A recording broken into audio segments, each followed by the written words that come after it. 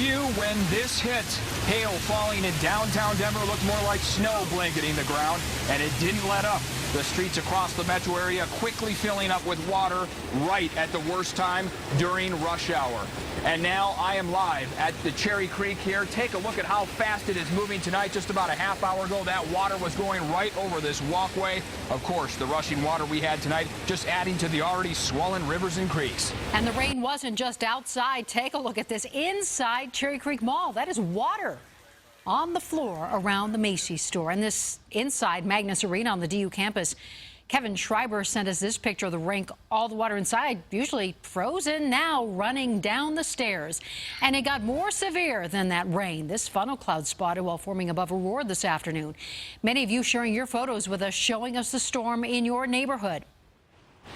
And tonight there is still a big mess left behind. I'm not the only one out live tonight. 7 News reporter Molly Hendrickson is live to show us some of the incredible video from this storm. And 7 News reporter Marshall Zellinger with a look at some of the damage and some of the cleanup that is underway this evening. But we start with Storm Station 7 Chief Meteorologist Mike Nelson. Mike, this storm developed very quickly. It did. It was a supercell thunderstorm right over Denver. That means a rotating storm. Watch as I put this into motion. This is about 4:45 this afternoon. You can see that rotation going right over the city, dumping heavy rain, a possible tornado touchdown at 10th and Elmira over near Fitzsimmons. And look at what it did as far as the heavy rain rushing through the metro area, dropping 1 to 2 inches of moisture in a little over an hour's time. This is what it looked like on radar. We'll take you back to the height of the storm. Right about here, that's when we had all the tornado warnings, the sirens sounding, the flooding rains coming down about 5:15 to 5:30 this afternoon. The storm moved off to the east. There was a little bit of a return show, an encore performance coming through, but the latest radar picture shows that things have really dried up for now, although there's more severe weather in the forecast for tomorrow. Yeah, we'll take the quiet while we can. And during the most intense part of the storm today, even here in our downtown Denver studios, it was scary. We could hear the hail hitting the roof. And then take a look at this. Outside our back door at 7th and Lincoln, knee deep in the street, and then within 15 minutes, less than an inch. Crazy. As fast as it moved in, it was out. And in the middle of it all, Molly Hendrickson, and she joins us live right now from Denver's Confluence Park, where the water never seems to have a chance to go down, Molly.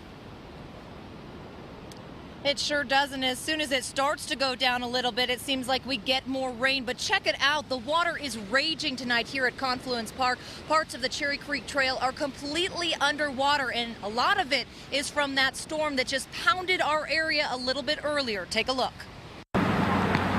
Mother Nature was raging. First unleashing hail, then wind and rain in minutes. Came out of nowhere, a lot of hail, a lot of rain. More than 2.5 inches fell in 45 minutes, making Lincoln Street, A river runs through it. virtually impassable. It literally looked like the Colorado River on Lincoln. Nearby, Daryl Rubin snapped this picture of the Cherry Creek. Then an hour later, this one. The trail gone, swallowed up by rising waters, forcing bikers Just in time for bike to work day. to scramble to higher ground. When it first started, everyone kind of congregated underneath the bridges. And then after a while, it just started to rise up, and then people started to come up, and pretty soon it was almost up to our knees, so everyone knew they kind of had to get up to the streets. Flash flooding stranded drivers, sweeping this mattress away near Congress Park as powerful winds hurled debris at cars, roads, and paths. I don't want to mess with flood water and different things of that nature. They'll take you down real quick. Then suddenly, it was gone, living up to the saying, if you don't like the weather, wait 10 minutes. And literally, that is how it felt this afternoon. It just kind of moved out, and Lincoln Street just dried up. Now, the water has gone down here, but you can see tonight it is still moving quickly. It's still really high. It's going to take a while before this returns back to normal. We're live in Denver tonight. Molly Hendrickson, 7 News. Thanks, Molly. And check out this flooding in Glendale. Police there tweeting this photo out, showing Colorado in exposition. You can see the flood waters swirling through the streets and in the parking lots around cars. And this storm was powerful. A lot of downed trees and branches all over yards, scattered all over sidewalks. Look at this. We found this decent-sized branch right next to Cherry Creek here. And guess what, folks? The cleanup is going on right as we speak. 7 News reporter Marshall Zellinger continues our live team coverage with a look at some of the hardest hit neighborhoods tonight. Marshall? Hardest hit, literally, Eric. We're here at Arkansas and University, about a half-mile away from I-25 and University, and this branch here did not fall where it's sitting near the sidewalk. It actually landed on the trunk of this car. But as large as this branch is, it's pretty tame compared to some of the other damage here in the metro area. Crazy. Very, very crazy. Haven't seen anything like it in Colorado in a long time. Sadly, this is becoming the sound of summer. I can't even imagine what kind of wind it took to blow down it. That tree was healthy. Trees and power lines down in North Aurora. This tree spooked Quidman Flemings when it ripped out of the ground straight from the roots near 23rd and Geneva. 2 lanes of 6th Avenue were blocked by this tree at Humboldt near Congress Park. Within 2 hours, it was barely blocking the sidewalk. On University, between I-25 and the Cherry Creek Mall, unexpected street flooding gave way to more unexpected surprises. We came home from work and turned the corner. It was right there, first thing that we saw. We could tell as soon as we turned the corner that the glass wasn't smashed out, which was a big plus. And she walked up and said, "I feel like Charlie Brown." Jonathan Brown, no relation to that Charlie character, helped clear this off his girlfriend's car. It's a decent dent. It's a decent dent. A temporary mark of yet another severe summer storm. The one good thing that Jonathan says, this branch, at least it did not break any of the car's glass. Now, for some people, it was the amount of rain that was the damage. Storm Station 7 Chief Meteorologist Mike Nelson back in the studio with some of the storm totals. It came down big time in a fast amount. As a matter of fact, 2.14 at Cherry Creek Mall. We had 2 inches here at our studios. Auraria about 1.8, out at Fitzsimmons about 1.5 inches. But then it dropped off quickly as you got farther south, about 3/4 inch at the Tech Center. And the official rain total for today, taken out at DIA, 0.05 inches. Eric?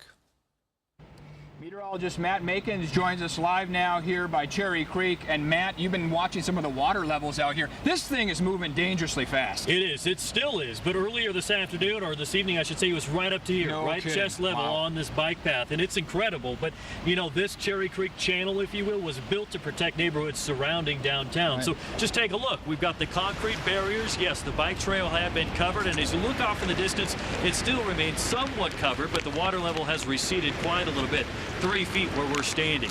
But this was built to protect neighborhoods in and around the Denver area to handle rain as quickly as it fell today.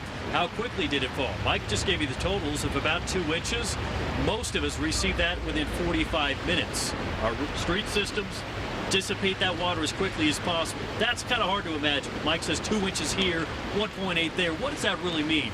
Today's storm, 3.5 billion of these fell on just about 3 or 4 neighborhoods across Denver.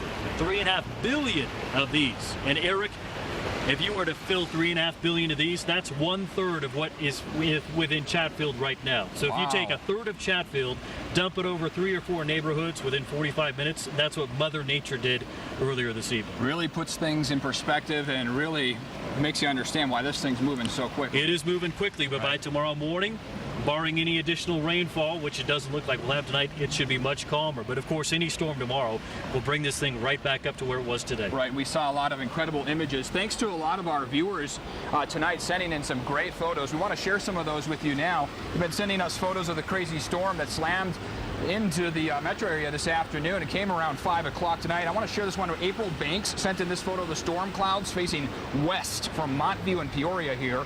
And then Matt Ramos captured this picture of the floodwaters in Mexico and Tennessee. And this photo of storm clouds churning above Stapleton here. And you can always share your photos with us. Just go to our 7 News app, Ann.